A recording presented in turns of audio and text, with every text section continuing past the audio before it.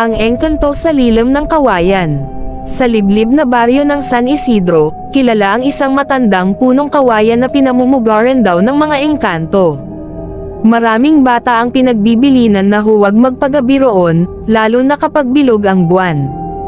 Isang gabi, matapos ang mahabang araw sa bukid, naglakad pa uwi si Lando. Habang dumaraan sa kakahuyan, napansin niyang tila may malamig na simoy na hindi galing sa hangin.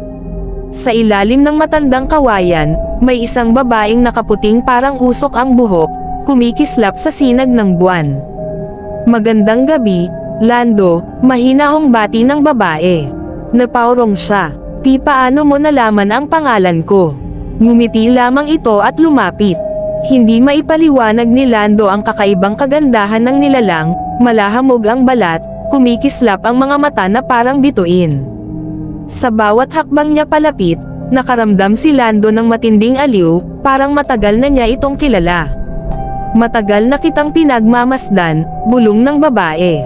Bakit laging mabigat ang loob mo? Ikinwento ni Lando ang pagod sa buhay, ang hirap sa bukid, ang lungkot ng pagiging mag-isa. Tahimik na nakinig ang babae, ang tinig niya'y musika na nakapagpapalakas ng loob. Lumipas ang maraming gabi, tuwing bilog ang buwan, nagtatagpo sila. Dahan-dahan, nahulog ang loob ni Lando. Ngunit isang gabi, huminga ng malalim ang babae. Hindi ako tulad mo, aniya. Ako'y isang engkanto. Sa bawat pag-ibig na ibinibigay ko, kaakibat ang kapalit. Kapag sinunod mo ang puso mo, hindi ka na makakabalik sa mundo ng tao. Nanginig si Lando. Mahal niya ang babae, ngunit alam niyang may pamilya at buhay siyang nakatali sa lupang sinilangan. Kung tunay kang nagmamahal, sabi ng babae, piliin mo ang mundong para sa'yo.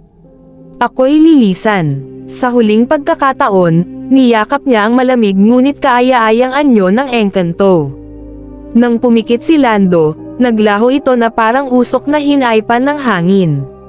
Simula noon, tuwing bilog ang buwan, may maririnig siyang mahinang awit mula sa kawayan, alaala ng isang pag-ibig na hindi sa iisang mundo.